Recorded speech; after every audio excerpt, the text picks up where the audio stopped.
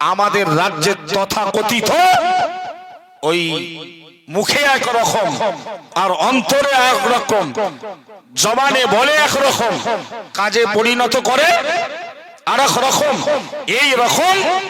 এই রকম দুমুখী স্বভাবের আমাদের রাজ্যের নেত্রীর বিরুদ্ধে আমাদের সরব হওয়ার, প্রতিবাদের গর্জন তোলার সময় এসেছে। তা না হলে আল্লাহ আমাদেরকে বেড়ি পড়িয়ে কিয়ামতের দিনে ধরপাকড় করবে।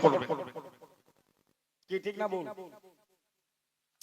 প্রিয় নবী আমার বলেন, মান রাআ মিনকুম মুনকারান, ও আমার সাহাবীরা তোমরা মনে রাখো, না না না, তোমাদের সমাজে মানব সমাজে যখন তোমরা কোনো অপছন্দনীয় বিষয় দেখবে, যেটা তোমাদের পছন্দ নয়, শরীয়ত বহির্ভূত কর্ম যখন তোমরা দেখবে, কাজ করতে যখন দেখবে, মানুষকে শরীয়ত বহির্ভূত অপছন্দনীয় কথা বলতে যখন তোমরা দেখবে, সামাজিক পরিবেশটাকে যারা অসামাজিক করে নোংরায় আবর্জনা করে ভর্তি করে দেবে, তখন ও আমার সাহাবারা মনে রাখো, ফালিগাইয়িরহু বিলিসানিহি, না না না, ফালিগাইয়িরহু বিয়াদিহি, তুমি তখন তোমার হাত দ্বারা ওই অন্যায়কে তুমি প্রতিহত করবে, হাত দিয়ে ওই অন্যায়কে, ওই অপছন্দনীয় বিষয়কে তুমি পরিবর্তন করবে।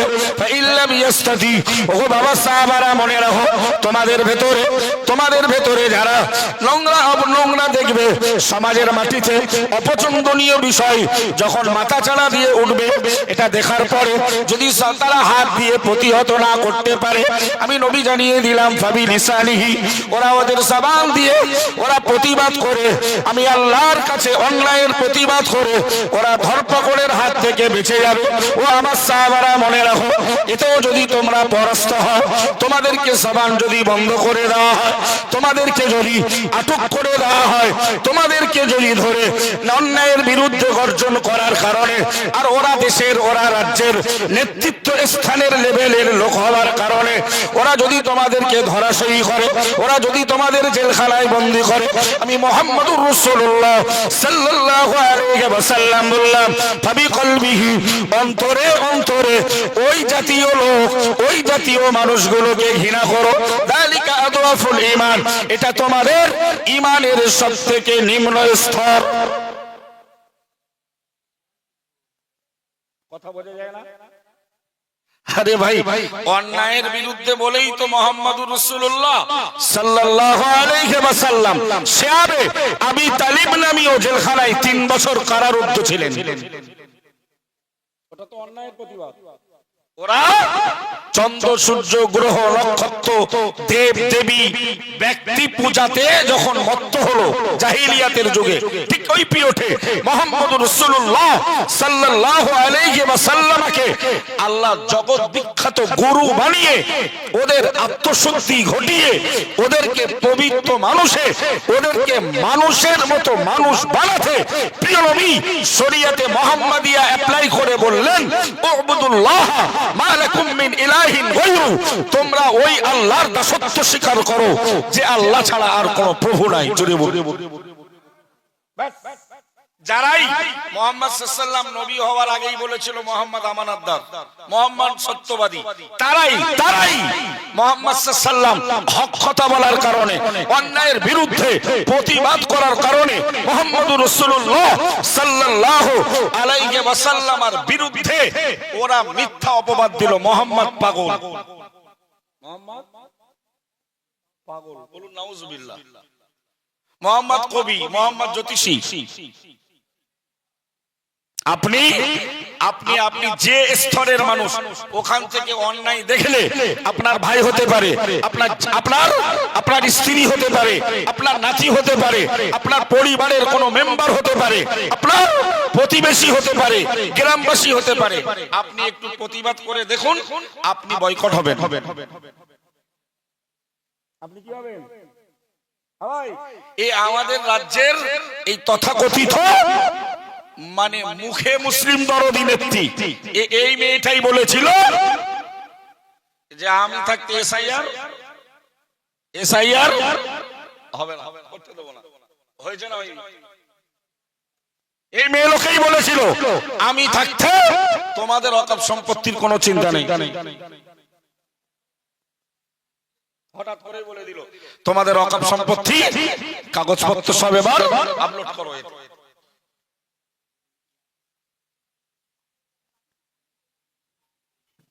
কথা বুঝছেন না? তার মানে কি মনে করছেন বন্ধু? কাফের কোনদিন ইমানদারের বন্ধু হতে? ইমানদারের বন্ধু কে? ইমানদারের বন্ধু আল্লাহ। ইমানদারের বন্ধু ইমানদার, জোরে বলুন না। ইমানদারের বন্ধু আল্লাহ। একদম দারুণ কথা। ওইটাই তো আল্লাহ বললেন, যারা আমাকে রব বলে স্বীকার করে ওই কথাটার উপরেই মৃত্যু পর্যন্ত স্থির থাকবে, ওদের বিরুদ্ধে অনেক ষড়যন্ত্র, ওদের বিরুদ্ধে অনেক চক্রান্ত হবে, কিন্তু আমি আল্লাহ সব ষড়যন্ত্র আর কৌশল থেকে আমার শ্রেষ্ঠ কৌশল দিয়ে আমি আল্লাহ ওদের হেফাজতের জীবন দেব। মন খুলে বলুন, আরেকটু মন খুলে বলুন। তার কিছু জ্বলন্ত দৃষ্টান্ত আমরা নবী রাসূল আল্লাহ ওয়ালাদের জীবন থেকে পাই। তার ভেতরে এক মহিয়সী নারী, যার নাম হযরত আম্মা জান আসিয়া আলাইহাস সালাম। নাম শুনেছেন না? ন্যায়টাকে মেনে নিয়েছিলেন আর অন্যায়ের বিরুদ্ধাচরণ করেছিলেন, অন্যায়কে ঘৃণা করেছিলেন। এবং ন্যায় হলো মুসা আলাইহিস সালামের পক্ষ নেওয়া, আর অন্যায় হলো নিজের স্বামী ফেরাউনের বিপক্ষে যাওয়া। ঠিক না বল? সেই আম্মা আসিয়ার উপরে অত্যাচারের স্টিম রোলার চালানো হলো, কিন্তু এরপরেও তার ইমানের জায়গা থেকে এক বিন্দু টলানো যায়নি। তার কারণ তার রবের প্রতি তার বিশ্বাসটা ছিল খুব দারুণ, মজবুত, শক্তিশালী। আমার বক্তব্যের একটাই কথা ভাই, কেউ আপনার নয়, কেউ আপন নয়, কাফেরদের কথাই ভাবে। ونؤمن به ونتوكل عليه ونعوذ بالله من شرور أنفسنا ومن سيئات أعمالنا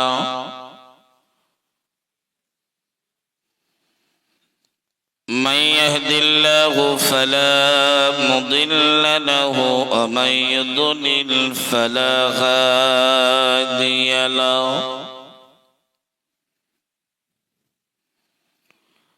ونشهد أن لا إله إلا الله وحده لا شريك له ونشهد أن سيدنا ونبينا ومولانا محمدا صلى الله عليه وسلم عبده ورسوله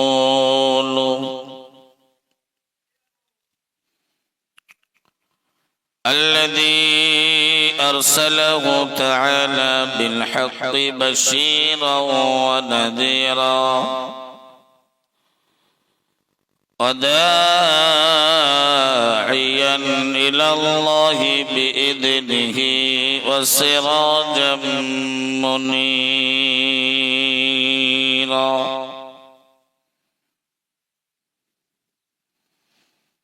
أما بعد فقد قال الله تعالى في كلامه المجيد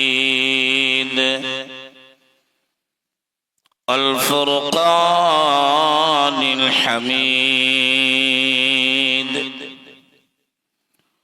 فأعوذ بالله من الشيطان الرجيم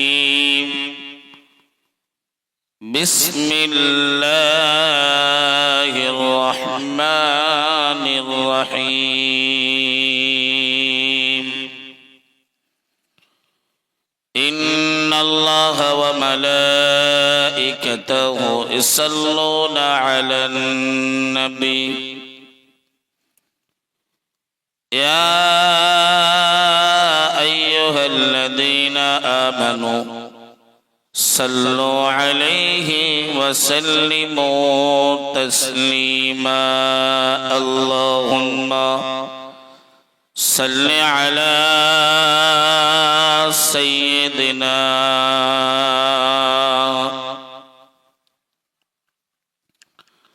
وعلى آل سيدنا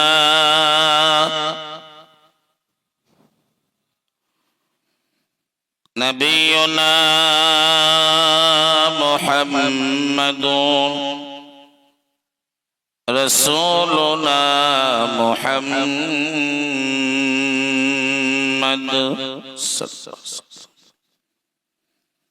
شفيعنا محمد حبيبنا محمد اللهم صل على سيدنا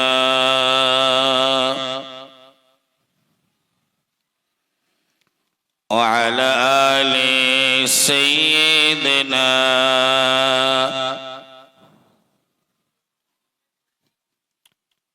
সাল্লাল্লাহু আলাইহি ওয়াসাল্লাম। মুআজ্জাজ মুকাররম সামিঈনে কিরাম, সমবেতভাবে ঐক্যবদ্ধভাবে আল্লাহ পাকের শাহী দরবারে আমরা শুকরিয়া কৃতজ্ঞতা আদায় করি। পৃথিবীর একেবারে শেষ পর্যায়ে, শেষ সময় যে পিরিয়ডে, যে সময়ে আল্লাহ পাকের পক্ষ থেকে কিয়ামতের অগণিত কোরআন হাদিসে বর্ণিত বহু চিহ্ন আলামত পরিস্ফুটিত, ঠিক এইরকম একটা সময়ে আল্লাহ আজকের সুস্থতা, সবলতা, সক্ষমতার সহিত কোরআন সুন্নাহর আলোচনার মাজলিসে কিছু কথা বলা ও শোনার মতো মানসিকতা, সুস্থতা, সবলতার জীবন আল্লাহ দান করেছেন। স্রষ্টার প্রতি আমরা সবাই নিবেদিত প্রাণে কালিমাতুল হামদি ও শুকরি আদায় করি। সকলে বলেন আলহামদুলিল্লাহ। প্রিয় নবী, আমাদের রাহবার পথপ্রদর্শক বিশ্বনবী সাইয়্যিদুল মুরসালিন, খাতামুন নবিয়্যিন, শাফিউল মুযনিবিন, রাহমাতুল লিল আলামিন, প্রিয় রাসূলের প্রতি আমরা প্রাণ উজাড় করে মহব্বতের সঙ্গে দরুদ ও সালামের বার্তা প্রেরণ করি। বলেন সাল্লাল্লাহু আলাইহি ওয়াসাল্লাম। পরপর আজকের মাহতি ইসালে সাহাবের সুযোগ্য নির্বাচিত মাননীয় সভা সঞ্চালক,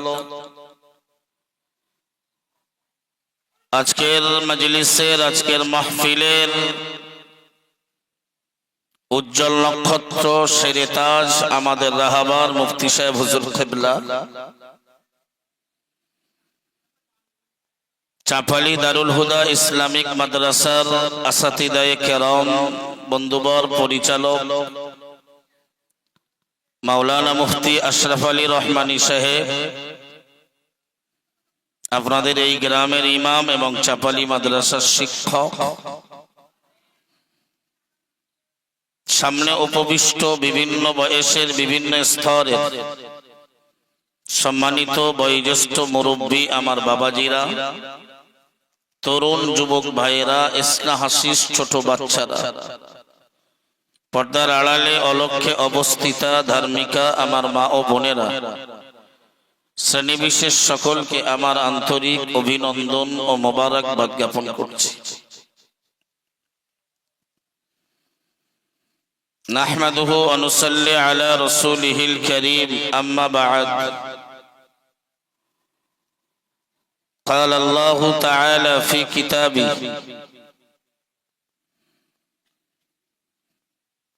إن الذين قالوا ربنا الله ثم استقاموا تتنزل عليهم الملائكة ألا تخافوا ولا تحزنوا وأبشروا بالجنة التي كنتم توعدون।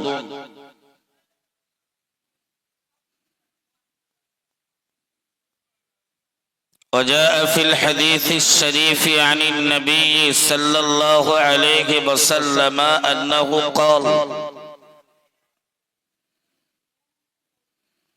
من قال رضيت بالله ربا وبالإسلام دينا وبمحمد صلى الله عليه وسلم نبيا فدخل الجنة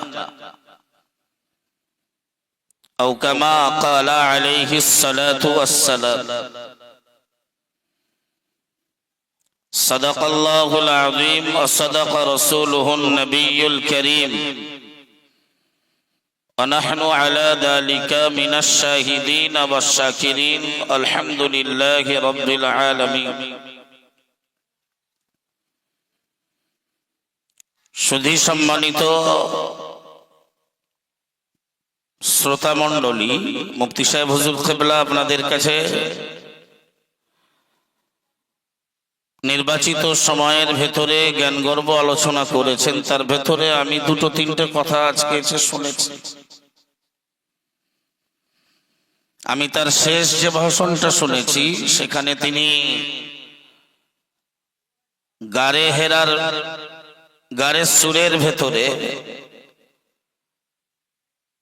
হযরত সাইয়্যিদুনা আবু বকর রাদিয়াল্লাহু তাআলা আনহুর মনোবল ভেঙে যাওয়া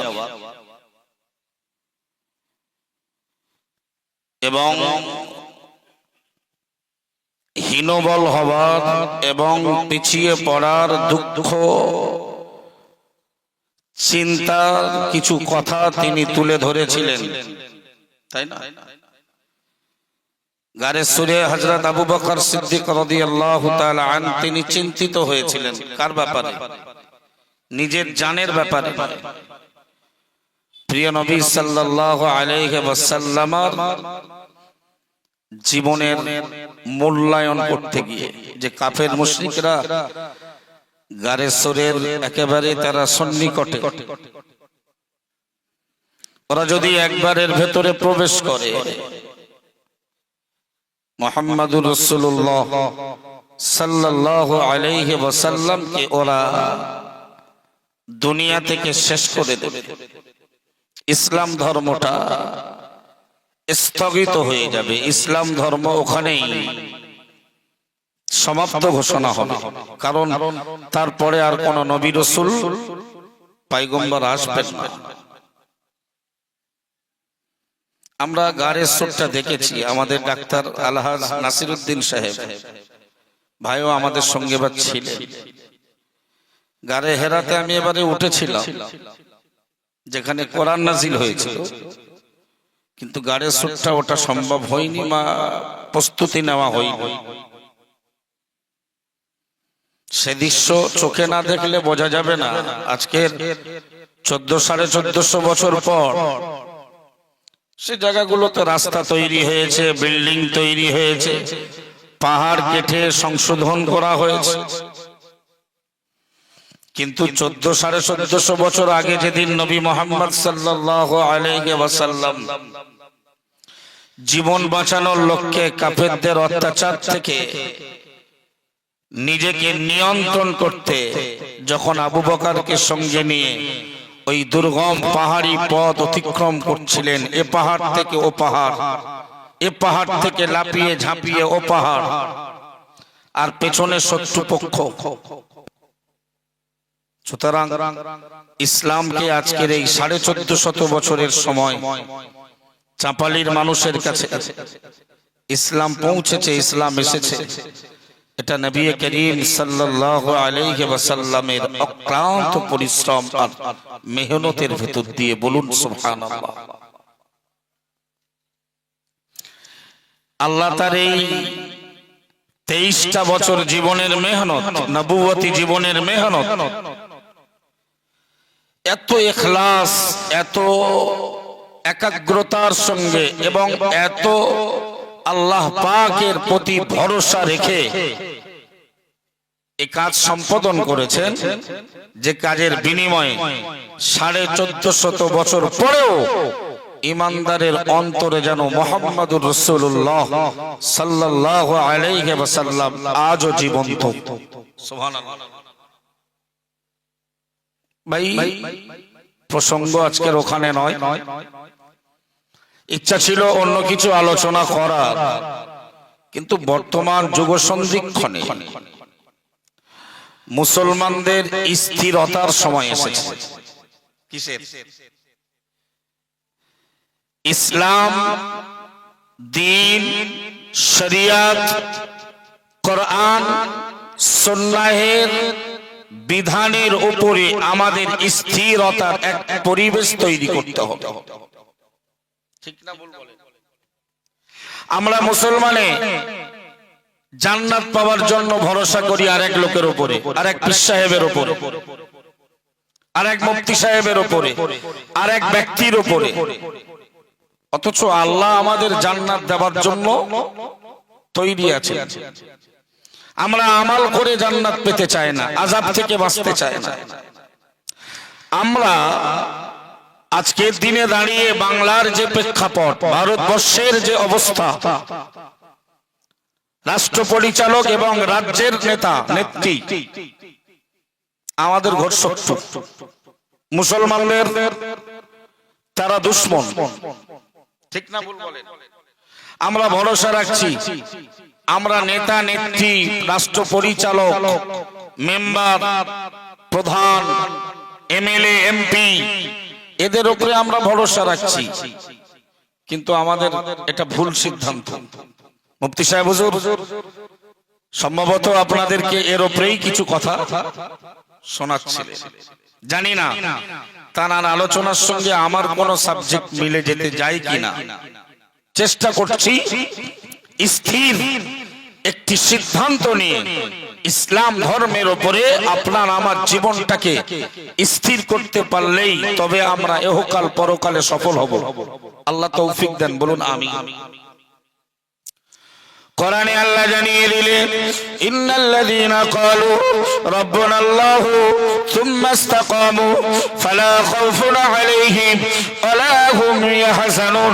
আমার আল্লাহ তাআলা জানিয়ে দিলেন, ও আমার বান্দারা মনে রাখো, ওই মানুষগুলো যারা বলে দিল, যারা স্বীকৃতি দিল, যারা ব্যক্ত করে দিল, যারা স্বীকার করে নিল রব্বুনাল্লাহ, আমাদের রব, আমাদের প্রতিপালক আল্লাহ, সুম্মা ইসতাকামু, অতঃপর ওই কথার উপরে স্থির হয়ে গেল, ওই কথাটির উপরে অবিচল হয়ে গেল, মহান আল্লাহ জানিয়ে দিলেন, ফালা খাউফুন আলাইহিম, ওদের কোনো ভয় নাই, ওয়ালা হুম ইয়াহজানুন, ওদের ইহকাল পরকালে কোনো চিন্তাও নাই। জোরে বলুন, আরো জোরে বলুন সুবহানাল্লাহ। আমরা দেখছি কোন নেতা কোন দল আমাদের পক্ষে হবে, আমরা মুসলমান বাঁচবো, আমরা সংখ্যালঘু। আরে মুসলমান তো বদরের প্রান্ত সংখ্যালঘু ছিল, ছিল না? ছিল ওহেদের যুদ্ধে, তাও তো সংখ্যালঘু। কিন্তু মুসলমানদের ঈমানের কারণে এবং ঈমানের উপরে স্থিরতার কারণে আল্লাহ মুসলমানদেরকে পদে পদে, জায়গায় জায়গায়, সময়ে আল্লাহ মুসলমানদের হাতে জয়ের পতাকা তুলে দিয়েছে। যদি বলুন ভাই, কোন নেতা নেত্রী, কোন কাফের মুসলমানের বন্ধু নয়, কাফের মুসলমানের বন্ধু হতে পারে না। তথাকথিত আপনাকে বলতেই হয় ভাই, আজকের এমন এক সময় এসেছে, আর যদি আমরা অল ইন্ডিয়া সুন্নাতুল জামাতের আলেমরা নীরব থাকি, তাহলে এটা আমাদের আল্লাহর কাছে জবাবদিহি করতে হবে। কারণ চাপালির লোকে জানে মাগরিবি বাঙ্গাল আঞ্জুমানে ওয়াইসিনের আলেমরা তারা প্রতিবাদমূলক ওয়াজ করে, তাই তো আজকের দিনে দাঁড়িয়ে প্রতিবাদের সময় এসেছে ভাই। আমাদের রাজ্যের তথাকথিত ওই মুখে একরকম আর অন্তরে একরকম, জবানে বলে একরকম, কাজে পরিণত করে আর এক রকম, এই রকম দুমুখী স্বভাবের আমাদের রাজ্যের নেত্রীর বিরুদ্ধে আমাদের সরব হওয়ার, প্রতিবাদের গর্জন তোলার সময় এসেছে। তা না হলে আল্লাহ আমাদেরকে বেড়ি পড়িয়ে কিয়ামতের দিনে ধরপকড় করবে। কি ঠিক না বল? প্রিয় নবী আমার বলেন, মান রাআ মিনকুম মুনকারান, ও আমার সাহাবীরা তোমরা মনে রাখো, না না না, তোমাদের সমাজে মানব সমাজে যখন তোমরা কোনো অপছন্দনীয় বিষয় দেখবে, যেটা তোমাদের পছন্দ নয়, শরীয়ত বহির্ভূত কর্ম যখন তোমরা দেখবে, কাজ করতে যখন দেখবে, মানুষকে শরীয়ত বহির্ভূত অপছন্দনীয় কথা বলতে যখন তোমরা দেখবে, সামাজিক পরিবেশটাকে যারা অসামাজিক করে নোংরায় আবর্জনা করে ভর্তি করে দেবে, তখন ও আমার সাহাবারা মনে রাখো, ফালিগাইয়িরহু বিলিসানিহি, না না না, ফালিগাইয়িরহু বিয়াদিহি, তুমি তখন তোমার হাত দ্বারা ওই অন্যায়কে তুমি প্রতিহত করবে, হাত দিয়ে ওই অন্যায়কে, ওই অপছন্দনীয় বিষয়কে তুমি পরিবর্তন করবে। ফাইল্লাম ইয়াস্তাতি, ও বাবা সাহাবারা মনে রাখো, তোমাদের ভেতরে যারা নোংরা দেখবে, সমাজের মাটিতে অপছন্দনীয় বিষয় যখন মাথা চাড়া দিয়ে উঠবে, এটা দেখার পরে যদি তারা হাত দিয়ে প্রতিহত না করতে পারে, আমি নবী জানিয়ে দিলাম ফাবি লিসানিহি, ওরা ওদের জবান দিয়ে ওরা প্রতিবাদ করে, আমি আল্লাহর কাছে অন্যায়ের প্রতিবাদ করে ওরা ধরপাকড়ের হাত থেকে বেঁচে যাবে। ও আমার সাহাবারা মনে রাখো, এতেও যদি তোমরা পরাস্ত হও, তোমাদেরকে জবান যদি বন্ধ করে দেওয়া হয়, তোমাদেরকে যদি আটক করে দেওয়া হয়, তোমাদেরকে যদি ধরে অন্যায়ের বিরুদ্ধে গর্জন করার কারণে, আর ওরা দেশের ওরা রাজ্যের নেতৃত্ব স্থানের লেভেলের লোক হওয়ার কারণে ওরা যদি তোমাদেরকে ধরাশয়ী করে, ওরা যদি তোমাদের জেলখানায় বন্দী করে, আমি মুহাম্মদুর রাসূলুল্লাহ সাল্লাল্লাহু আলাইহি ওয়াসাল্লাম বললাম, ফাবি কলবিহি, অন্তরে অন্তরে ওই জাতীয় লোক, ওই জাতীয় মানুষগুলোকে ঘৃণা করো, যালিকা আদওয়াফুল ঈমান, এটা তোমাদের ঈমানের সবথেকে নিম্ন স্তর। কথা বোঝা যায় না? আরে ভাই, অন্যায়ের বিরুদ্ধে বলেই তো মুহাম্মদুর রাসূলুল্লাহ সাল্লাল্লাহু আলাইহি ওয়াসাল্লাম শিয়াবে আবি তালিব নামীয় জেলখানায় 3 বছর কারারুদ্ধ ছিলেন। ওটা তো অন্যায়ের প্রতিবাদ। ওরা চন্দ্র সূর্য গ্রহ নক্ষত্র দেব দেবী ব্যক্তি পূজাতে যখন মত্ত হলো জাহিলিয়াতের যুগে, ঠিক ওই পিরিয়ডে মুহাম্মদুর রাসূলুল্লাহ সাল্লাল্লাহু আলাইহি ওয়াসাল্লামকে আল্লাহ জগৎ বিখ্যাত গুরু বানিয়ে ওদের আত্মশুদ্ধি ঘটিয়ে ওদেরকে পবিত্র ওদেরকে মানুষের মতো মানুষ বানাতে প্রিয় নবী শরীয়তে মুহাম্মাদিয়া অ্যাপ্লাই করে বললেন, উবুদুল্লাহ মা লাকুম মিন ইলাহিন গায়রু, তোমরা ওই আল্লাহর দাসত্ব স্বীকার করো যে আল্লাহ ছাড়া আর কোনো প্রভু নাই। জোরে বলো। যারাই মুহাম্মদ সাল্লাল্লাহু আলাইহি ওয়াসাল্লাম নবী হওয়ার আগেই বলেছিল মুহাম্মদ আমানতদার, মুহাম্মদ সত্যবাদী, তারাই মুহাম্মদ সাল্লাল্লাহু আলাইহি ওয়াসাল্লাম হক কথা বলার কারণে, অন্যায়ের বিরুদ্ধে প্রতিবাদ করার কারণে মুহাম্মদুর রাসূলুল্লাহ সাল্লাল্লাহু আলাইহি ওয়াসাল্লামের বিরুদ্ধে ওরা মিথ্যা অপবাদ দিল, মুহাম্মদ পাগল। মুহাম্মদ পাগল, বলুন নাউজুবিল্লাহ। মুহাম্মদ কবি, মুহাম্মদ জ্যোতিষী। আপনি যে স্তরের মানুষ, ওখান থেকে অন্যায় দেখলে আপনার ভাই হতে পারে, আপনার স্ত্রী হতে পারে, আপনার নাতি হতে পারে, আপনার পরিবারের কোনো মেম্বার হতে পারে, আপনার প্রতিবেশী হতে পারে, গ্রামবাসী হতে পারে, আপনি একটু প্রতিবাদ করে দেখুন, আপনি বয়কট হবেন। আপনি কি হবেন?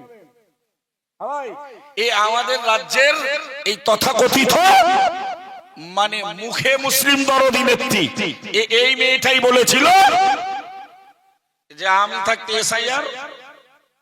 এসআইআর হবে না, করতে দেব না, হয়েছে না?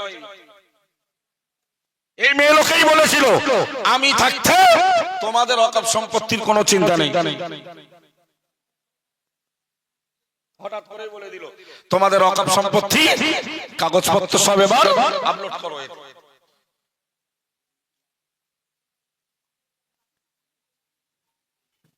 কথা বুঝছেন না? তার মানে কি মনে করছেন বন্ধু? কাফের কোনদিন ইমানদারের বন্ধু হতে? ইমানদারের বন্ধু কে? ইমানদারের বন্ধু আল্লাহ, ইমানদারের বন্ধু ইমানদার। জোরে বলুন না।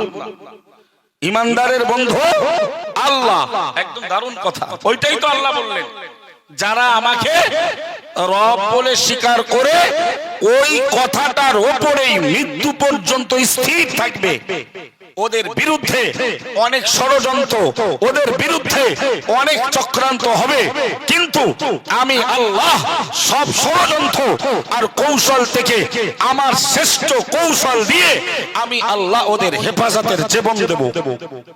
মন খুলে বলুন, আরেকটু মন খুলে বলুন। তার কিছু জ্বলন্ত দৃষ্টান্ত আমরা নবী রাসূল আল্লাহ ওয়ালাদের জীবন থেকে পাই। তার ভেতরে এক মহিয়সী নারী যার নাম হযরত আম্মা জান আসিয়া আলাইহিস সালাম। নাম শুনেছেন না? ন্যায়টাকে মেনে নিয়েছিলেন আর অন্যায়ের বিরুদ্ধাচরণ করেছিলেন, অন্যায়কে ঘৃণা করেছিলেন। এবং ন্যায় হলো মুসা আলাইহিস সালামের পক্ষ নেওয়া, আর অন্যায় হলো নিজের স্বামী ফেরাউনের বিপক্ষে যাওয়া। ঠিক না বল? সেই আম্মা আসিয়ার উপরে অত্যাচারের স্টিম রোলার চালানো হলো, কিন্তু এরপরেও তার ইমানের জায়গা থেকে এক বিন্দু টলানো যায়নি। তার কারণ তার রবের প্রতি তার বিশ্বাসটা ছিল খুব দারুণ, মজবুত, শক্তিশালী। আমার বক্তব্যের একটাই কথা ভাই, কেউ আপনার নয়, কেউ আপন নয়, কাফেরদের কথাই ভাবে।